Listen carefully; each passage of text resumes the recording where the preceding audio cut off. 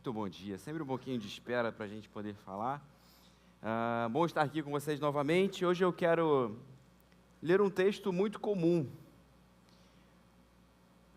A gente tem alguns textos que são muito recorrentes nossos, textos que vêm rapidamente à ponta da língua. Obadias, capítulo 1, por exemplo, né? Todo mundo sabe de qual Obadias, capítulo 1. Brincadeira, não vai ser Obadias, capítulo 1, não. Eu também não sei de cor. Mas eu quero ler com vocês Romanos capítulo 12, mais uma vez.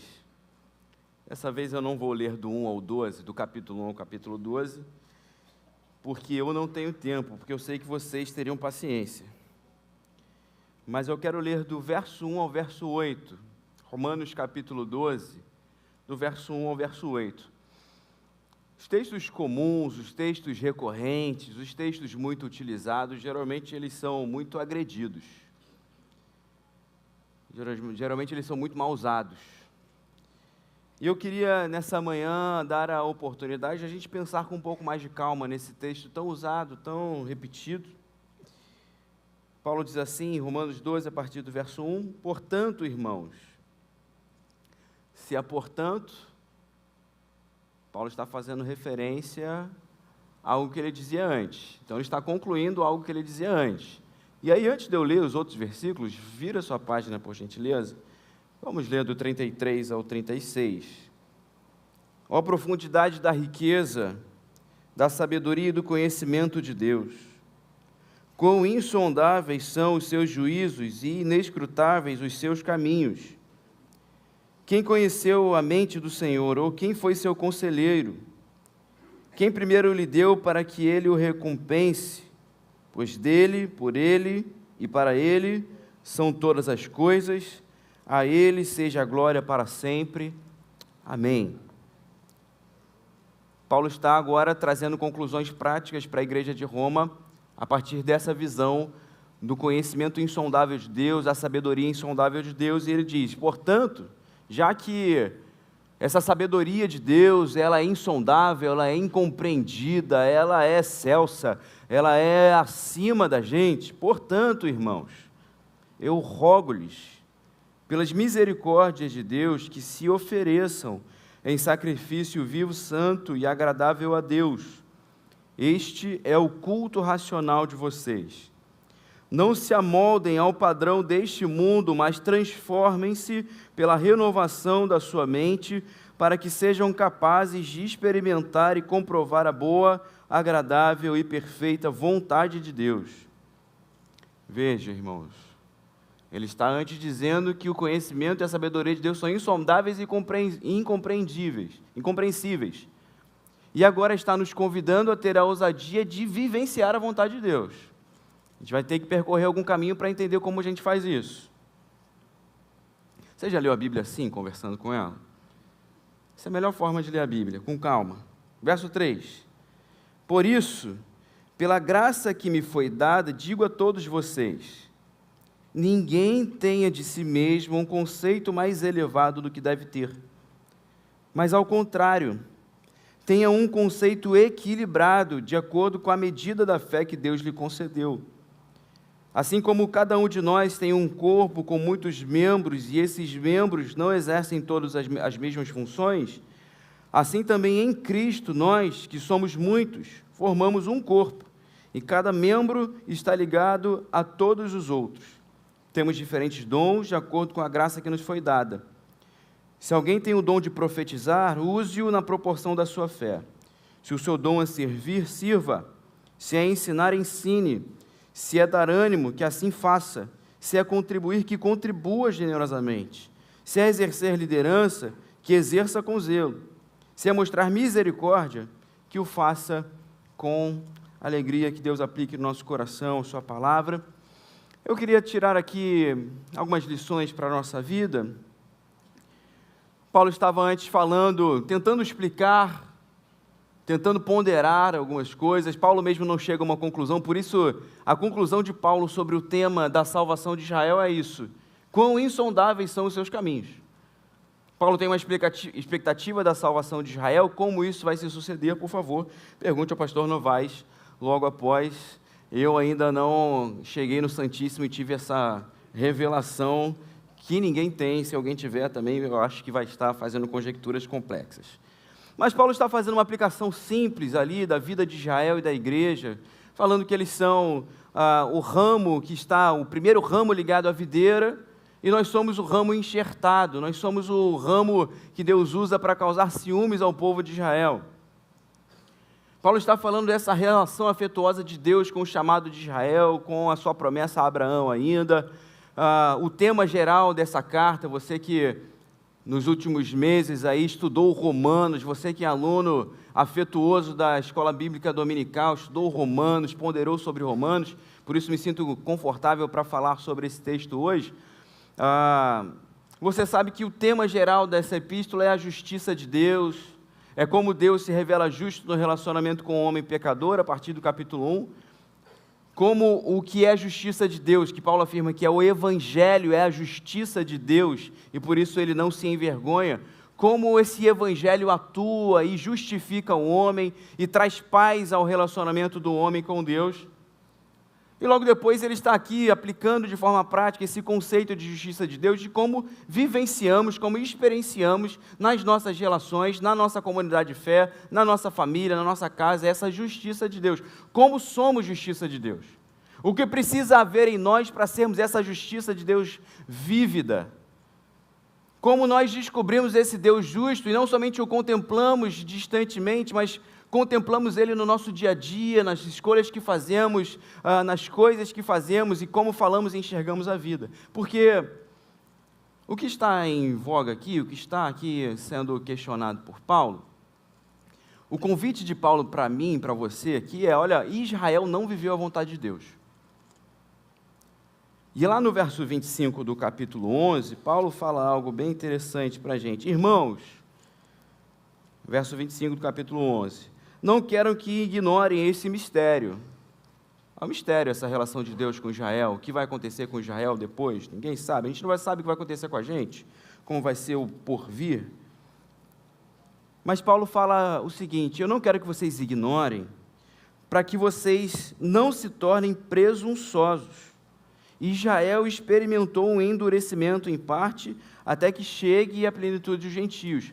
Então, Paulo está falando aqui, olha, se vocês forem presunçosos, se vocês falarem assim, olha, pela graça está tudo resolvido e agora a nossa vida caminha conforme eu quiser e nada muda, Paulo está dizendo que esse é o mesmo caminho de endurecimento de Israel, é um caminho perigoso. O convite de Paulo da gente agora viver a vontade de Deus, a gente reconhecer que esse pensamento, que a sabedoria de Deus é insondável, mas que existe um caminho para nós experimentarmos a boa, agradável e perfeita vontade de Deus, o convite de Paulo é dessa reflexão de, olha, o que é necessário para vocês conseguirem trazer para vocês, não esse endurecimento, mas esse coração vivo na presença de Deus. O que é necessário para você como crente, como indivíduo, como pessoa, mas o que é necessário para a igreja? E aqui a primeira coisa que eu queria lembrar é que esse texto é um texto sobre a igreja. Quando Paulo está falando aqui, ele está mandando uma carta para a igreja. Ele não está falando sobre a boa, agradável e perfeita vontade de Deus para só indivíduos. E diante desse conhecimento insondável de Deus, diante da magnitude, da vontade dele, é necessário ter devoção. É necessário ser alguém devoto. É ser alguém que é aplicado na fé. É ser alguém que é fiel. Alguém que realmente vive na fidelidade. No capítulo 1 ele já dizia isso, porque o justo vive pela fé. Paulo está repetindo essa justificação pela fé, dizendo, é necessário que a gente viva pela fé. E é bem interessante, ontem eu falei com o povo que estava aqui no movimento pré-link, a gente tem falado recorrentemente contra a religiosidade. Mas Paulo usa expressões da religião para que a gente entenda e vivencie essa vontade de Deus. Paulo fala primeiro, olha, apresentem-se como um sacrifício. Sacrifício é traço de religião. Sacrifício é religião. Sacrifício é método de religião. Sacrifício é costume religioso. Paulo fala, apresentem-se como um sacrifício vivo, santo e agradável a Deus, que é o vosso culto. Culto é religião. Culto é participação religiosa, isso aqui é um culto. Estamos dentro de um templo, com pessoas reunidas, com um oficial da igreja falando num culto, numa expressão religiosa. Porque o problema não é a religião. O problema é quando a religião perde o seu valor de buscar a vontade de Deus. O problema é quando a gente faz isso aqui no automático e vira somente esse traço humano, repetitivo, sem sentido, sem vida, sem trazer transformação ao nosso coração. Então Paulo está falando, a primeira coisa para você vivenciar e experimentar essa é uma devoção que me transforma. É uma dedicação que está me fazendo me mover, não me fazendo estagnar. É uma dedicação que me faz sair do lugar, que me faz ir para frente, que me faz avançar, que me faz alcançar mais, que me faz entender coisas diferentes, que me faz repensar toda vez que a gente se reúne, toda vez que o ato religioso é feito, toda vez que eu no meu ato religioso em casa, toda vez que no meu ato religioso coletivo, eu me dedico devotamente, eu estou permitindo que Deus me faça avançar e Ele me mova para a sua vontade.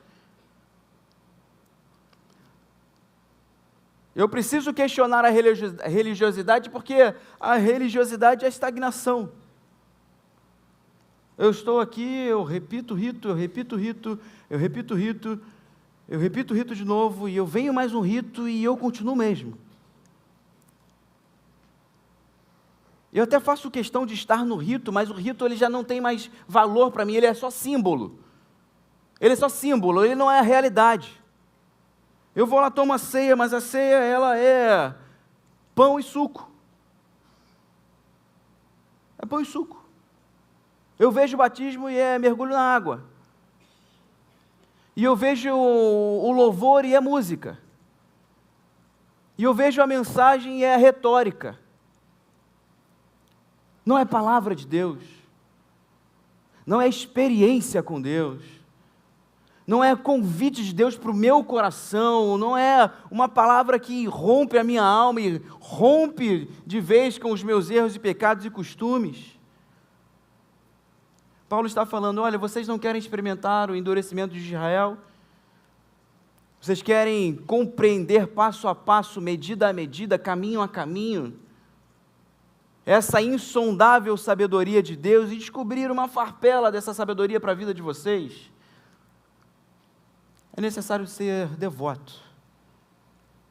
Não um devoto ritualista, morto, mas um devoto vivo que renova a mente. O convite de Paulo para renovar a mente é esse. Se você não renova a sua mente, você está morrendo. Se você não está acompanhando o vento do Espírito está andando para frente, você está ficando para trás, você está morrendo espiritualmente.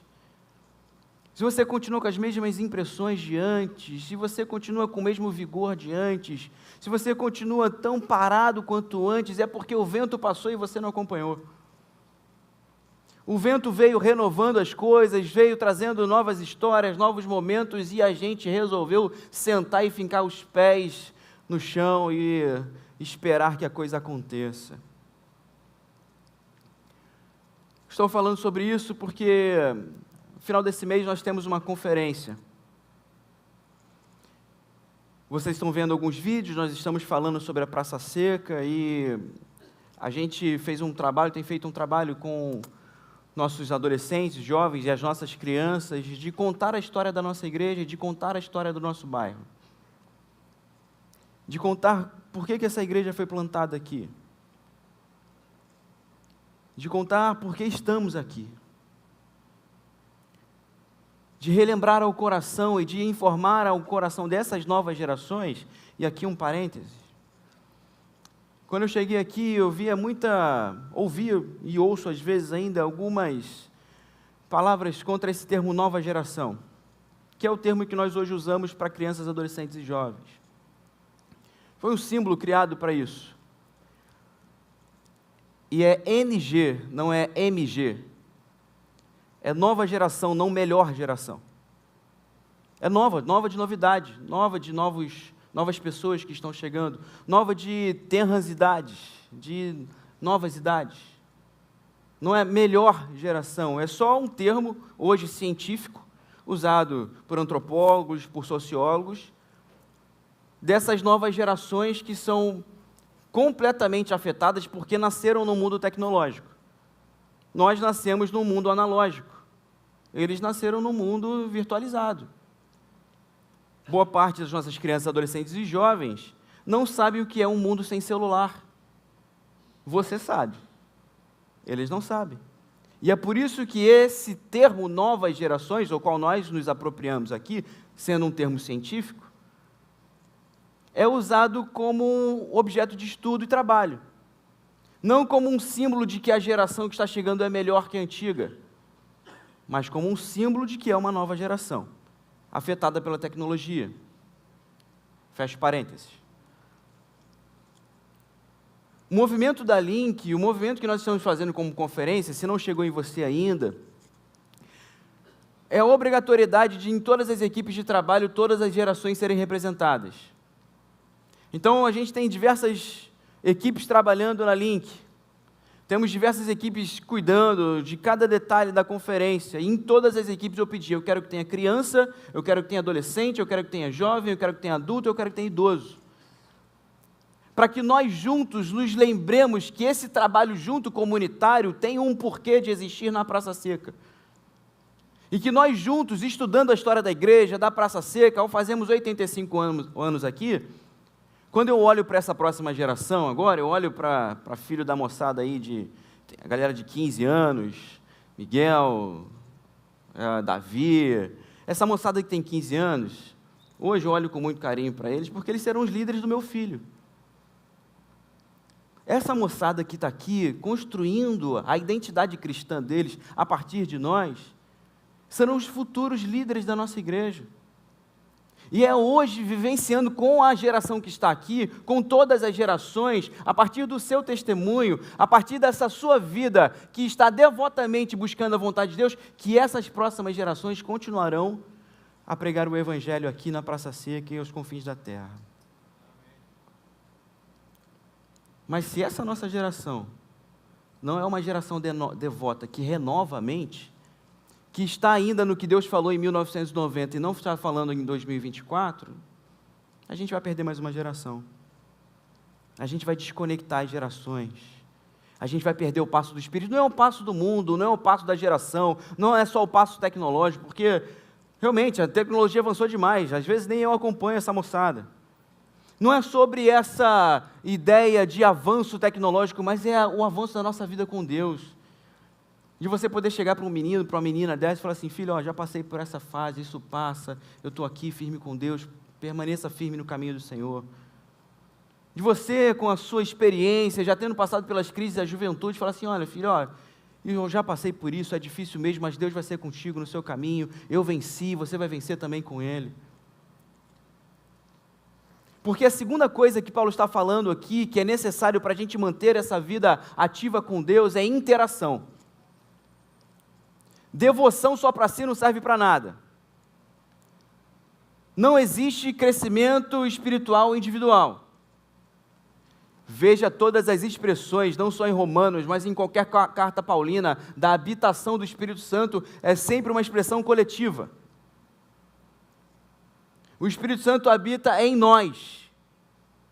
Jesus já fala isso de uma forma que a gente não entende. Quando 2 ou 3 estiverem reunidos, ali estou presente, é coletivo. Paulo está dizendo, olha, ninguém pense de si mais do que convém, mas pense com equilíbrio. E aí ele começa a completar, pela graça que eu recebi, ou pela graça que recebemos, assim como o nosso corpo é feito de muitos membros diferentes entre si, assim também nós somos membros uns dos outros. Assim também é necessário interagir. É necessário que eu cresça, que eu seja comprometido com Deus, ou que a igreja seja comprometida com Deus, comprometida em crescimento, comprometida em compreensão da sua palavra, comprometida em crescimento nos trabalhos e nas dedicações ministeriais. É necessário que seja um compromisso devoto. Mas é necessário que isso seja feito em interação entre pessoas. É necessário que essa vivência, ela não seja só no meu quarto escuro, ou só na minha porta trancada, mas que isso exale nas minhas relações. Aí você pode falar, é muito difícil. É difícil, não é fácil. Não é fácil, porque aí sim, o amoldar ao esquema do mundo, num mundo polarizado, num mundo em que pessoas que divergem não podem conviver, num mundo em que pessoas que ferem devem ser abandonadas, num mundo em que não existe perdão, só existe vingança e justiça, olho por olho, dente por dente, aí sim é amoldar ao esquema do mundo, porque esse esquema do mundo, que me faz romper as relações, que me faz evitar os laços, os percalços, é contra esse esquema do mundo que Paulo está nos alertando. Eu falei ontem para a moçada que estava aqui, eu não tenho dúvida de qual é a missão da igreja, não tenho dúvida. Qual é a missão da igreja? Tem um monte, tem a balde aqui na Bíblia, missão da igreja tem a balde, pode falar uma aí à vontade, justiça social, missão da igreja. Evangelização, missão da igreja. Conforto à viúva e ao órfão, missão da igreja. Adoração ao Criador, missão da igreja. A gente fica aqui até amanhã, não tenho dúvida. Eu não tenho dúvida sobre o poder da igreja, não tenho dúvida. Não tenho dúvida porque eu conheço o dono da igreja. Mas a minha dúvida é quem está disponível para vivenciar a missão da igreja. Quem, renovado pelo Espírito, quem devoto ao Senhor, quem mergulhado na vontade de Deus, quem descobrindo essa vontade que nos move, quer falar assim, Senhor, eis-me aqui, quero ir com esse povo. É por isso que o tema da Link desse ano é Juntos em Missão, para lembrar que não é a missão do pastor, não é a missão do ministro, não é a missão do líder, do coordenador, do administrador, do coordenador financeiro, é a missão da igreja. Quem tem missão é a igreja. A missão está sobre o corpo.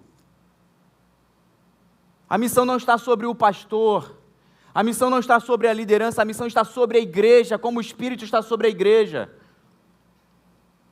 A missão de sermos membros uns dos outros e permanecermos assim, nos movimentando como esse corpo de Cristo é da igreja, é minha missão e a sua missão, e a minha missão só é completa quando você completa a sua comigo, e é nessa interação que nós interagimos com a igreja que está espalhada por aí, é nessa interação que nós interagimos com a Praça Seca e vamos, pela glória de Deus e pela força do seu poder, anunciando o Evangelho de Jesus Cristo. É na nossa interação e na nossa capacidade de interagir, cheio de perdão, cheio de paciência, cheio de amor, cheio de alegria também, cheio de justiça, cheio de verdade, a gente vai andando juntos e vai interagindo para a glória de Deus. A gente tem a nossa devoção. Paulo está falando, olha, entreguem-se. Para descobrir a vontade de Deus é ruptura. Entregar é romper. Antes eu tinha para mim, agora eu te dou. Eu deposito no altar. É a expressão religiosa de me entregar, de me doar, de me apresentar completamente. Quanto tempo você não se apresenta diante de Deus? Está no seu endurecimento doutrinário, religioso, está no seu endurecimento litúrgico, está esperando que seja como foi. Você sabe qual é a diferença? Eu falava isso para o meu pai, falo com muito carinho. Meu pai reclamava das músicas novas, da guitarra e da bateria. Eu falava, pai, sabe qual é a diferença? foi sem bateria e guitarra que Deus falou ao seu coração. E essa foi sua experiência com Deus. Essa é a diferença.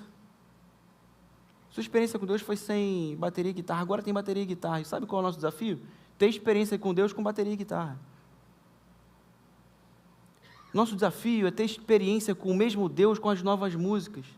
Ter experiência com o mesmo Deus com novas lideranças. Ter experiência com o mesmo Deus com novas pessoas na igreja. Ter experiência com o mesmo Deus com novos projetos. Não é que os projetos antigos que deram muito certo precisam ser retornados, é que esses projetos novos que estão surgindo na igreja precisam ser permeados de vida da igreja, e vida da igreja é a minha vida e a sua vida. E assim a gente vai vivendo essa devoção que renova a nossa interação e, por fim, em terceiro lugar, causa essa responsabilização. Porque não adianta ser devoto, não adianta interagir bem, mas no final ser irresponsável. E é por isso que Paulo termina aqui esse texto dizendo, olha, nós temos diferentes dons. Se você foi chamado para ensinar, ensine. Imperativo. Se você foi chamado para contribuir, contribua. Não é para falar, olha, eu tenho um chamado. A gente tem uma música bonita, eu tenho um chamado. A gente canta e a gente gosta. Mas você faz. Você assume a sua responsabilidade. Você se responsabiliza por essa parte. Você coloca para si esse peso de responsabilidade. Uma coisa que me chama a atenção nesse texto aqui, que eu não falei ainda, mas quando eu queria chegar nessa parte de responsabilidade ia ser um pouco mais pesado, eu separei para agora aliviar um pouco o assunto. Nas 3 vezes que Paulo está falando isso aqui, Paulo ele usa o argumento, pela graça que recebi. Então, no verso 1, ele diz, olha, pelas misericórdias de Deus. O termo ali é pelas entranhas de Deus. Pelos atos de Deus que já foram demonstrados por nós. Pela misericórdia que foi derramada por nós. As entranhas de Deus foram demonstradas por nós na cruz do Calvário com o amor de Jesus. Eu estou rogando por vocês e para vocês serem devotos, porque nós conhecemos as entranhas de Deus. Deus mostrou o seu coração, Deus mostrou a sua misericórdia por nós, e agora nós vamos responder isso de forma prática, sendo devotos, e nos entregando como um sacrifício vivo, santo e agradável a Deus. As entranhas de Deus são graciosas, são misericordiosas. No verso 3, quando Paulo vai começar a falar que nós somos um corpo de muitos membros, ele diz, pela graça que me foi dada, eu digo a todos vocês. É pela graça, é lembrando dessa graça que recebemos. Finalizando também esse convite ao serviço, ele diz no verso 6, temos diferentes dons de acordo com a graça que nos foi dada. O que Paulo está nos lembrando é o seguinte, nós ouvimos um dia de Jesus, venham a mim, vós que estão cansados e sobrecarregados, porque eu vos darei alívio. E aprendam de mim, que sou manso e humilde de coração. Você ouviu isso de Jesus. Você estava cansado e sobrecarregado, e você recebeu esse alívio de Jesus. E a responsabilidade que temos por essa graça é nós recebemos alívio. Nós estamos aliviados das nossas sobrecargas. E por isso nós permanecemos nesse encontro com Jesus aliviados e doando alívio para os outros. Paulo está nos lembrando que a graça é transbordante, a graça não cabe em nós.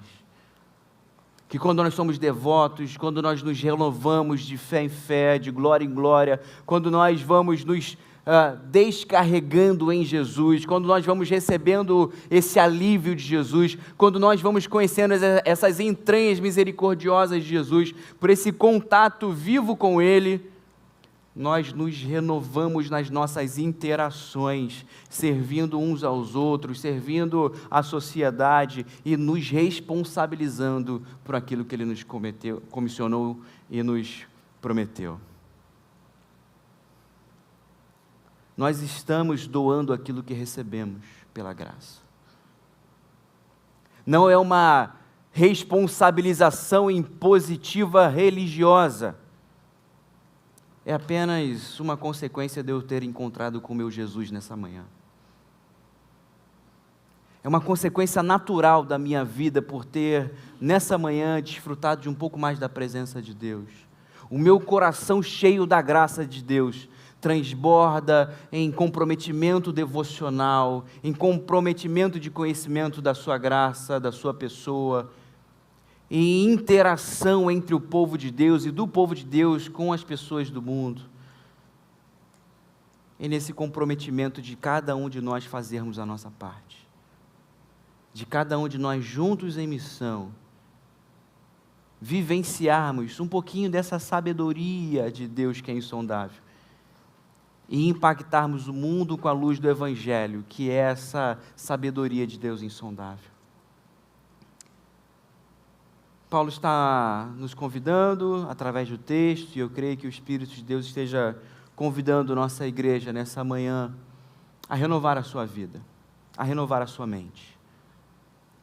A não só renovar de programas. A gente acha que mudando as coisas de lugar, o pessoal de vez em quando, vamos fazer um culto diferente. Não, bota a pregação, isso não muda nada. Mudar coisa de lugar não muda a gente. O que muda a gente é mudança de postura. O que muda a nossa vida são nossas decisões. Há quanto tempo você não decide nada pelo Evangelho? Você não toma decisões pessoais. Às vezes as pessoas me perguntam, pastor, beber é pecado, não sei o que é pecado. É pecado para você? Está te atrapalhando na vida com Deus? Está te atrapalhando na sua vida familiar? Atrapalha a sua relação com seus filhos? Larga. É decisão pelo Evangelho, decisão pela sua família. Seus costumes, suas formas de lazer, suas formas de consumo atrapalham a sua devoção, atrapalham a sua fidelidade. É uma decisão simples, não é conjecturar num livro de regras o que é pecado e o que não é pecado. É entender se você tem consumido demais e você não tem conseguido ser generoso na igreja ou para as pessoas ao seu redor por causa do seu consumo. É ponderar se a forma que você gerencia o tempo acaba excluindo a possibilidade de participação de coisas na igreja e ver se é a hora de mudar a rotina, a hora de mudar o trabalho, a hora de ajeitar a agenda. É ver se você não tem vivido demais para você e vivido menos nas interações do reino. E é nessa devoção que a gente vai entendendo o que Deus está falando para a gente hoje. Eu sei o que eu larguei pelo Evangelho aos 16 anos de idade, mas foi com 16 anos de idade. Hoje eu sei, e eu tenho o desafio de descobrir o que para mim hoje precisa ser abandonado. E o meu desafio é chegar aos 70, 80 anos ainda conjecturando, Senhor, o que precisa ser deixado para que eu te sirva hoje? Não só o que precisa ser deixado, meus irmãos, mas, Senhor, o que eu posso fazer hoje a partir da Tua vida em mim? O Evangelho não é só sobre aquilo que a gente deixa de fazer, mas principalmente para aquilo que Deus nos potencializa a fazer para a glória dEle, quando nós realmente somos devotos a Ele, vivemos em interação com o povo de Deus e nos responsabilizamos em obedecer a Sua voz. A minha oração é que cada um de nós individualmente e nós como membros uns dos outros tenhamos a nossa mente renovada e que nós como igreja possamos vivenciar a boa, agradável e perfeita vontade de Deus em Cristo Jesus. E que assim seja para a glória dEle. Eu quero finalizar essa mensagem te convidando para estar aqui no último final de semana de setembro, 27, 28 e 29 de setembro. A nossa ideia é ter devoção, interação e responsabilização nesse final de semana. A gente começa na sexta-feira com uma mini vigília. No sábado a gente tem uma programação a partir das 14h, a gente vai ter cantina aqui, a gente vai ter exposição artística, a gente vai ter conversa com autores de livros, a gente vai ter uma mostra na praça do que nós temos feito como juventude e como nova geração, dos nossos projetos esportivos lá na praça. Então a gente vai precisar de gente da igreja para estar conosco lá. É uma oportunidade de estarmos lá mostrando o nosso trabalho e também tendo contato com as pessoas da Praça Seca. A gente precisa de gente, a gente precisa dos membros da igreja. A gente está propondo que a conferência Link não seja uma conferência da nova geração, mas seja uma conferência da igreja, em que nós interagimos como geração. Então você que tem 80, 60, 70, 50 anos, você que é pai, olha, a gente precisa de você.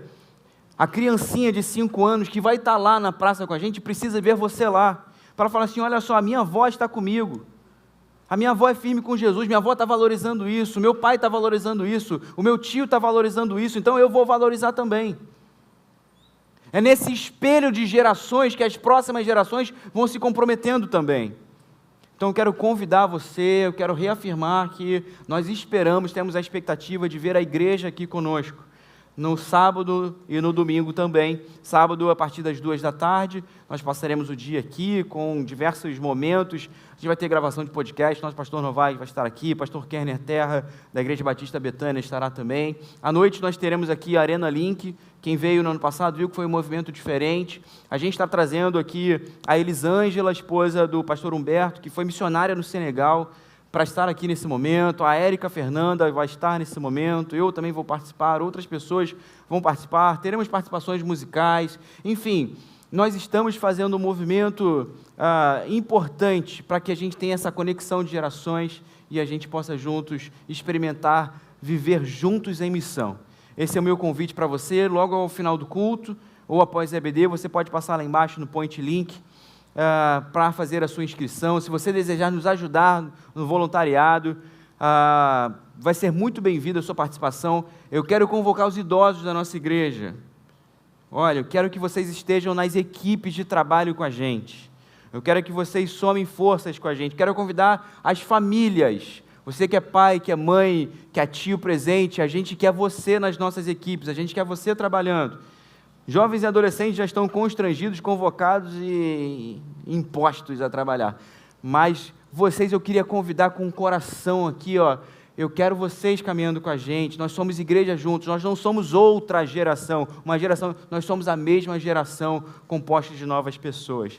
Quero muito viver junto em missão com você, por isso eu queria orar nesse momento pela sua vida e pela minha vida. Senhor, muito obrigado por essa manhã, muito obrigado pelo teu chamado e pela possibilidade de conhecermos e vivenciarmos a tua glória. Ó Deus, nós queremos aqui renovar o nosso coração diante do Senhor. Por vezes nós realmente nos acostumamos em repetir os ritos, em fazer a mesma rota sempre, em manter a rotina, e isso vai perdendo o valor, vai perdendo a relação. E nós te pedimos nessa manhã, renova o nosso coração em sua presença. Fala-nos, Senhor, coisas novas a partir da mesma palavra que é santa e eterna. Renova, Senhor, o nosso compromisso com a Tua igreja, com as interações aqui, com a Tua missão nesse bairro e aos confins da terra. E, Senhor, nos dá a responsabilidade de falarmos para as pessoas que nós recebemos o Teu alívio. Nos dá a responsabilização, Deus, da parte que nos cabe, daquilo que nos foi comissionado, Deus.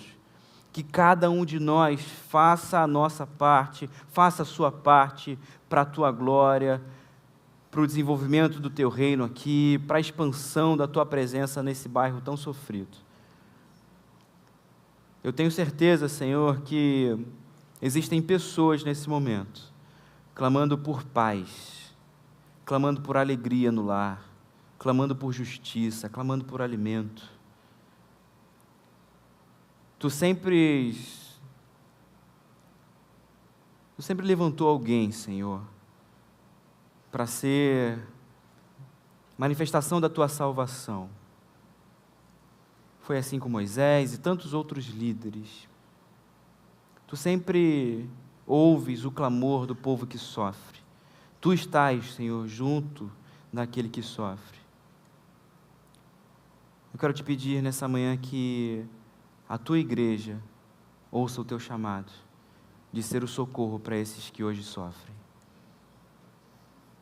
Eu peço que os nossos ouvidos sejam sensíveis ao Teu chamado de sermos parte da solução, parte do alívio, parte da paz, da alegria, do alimento doado daquelas pessoas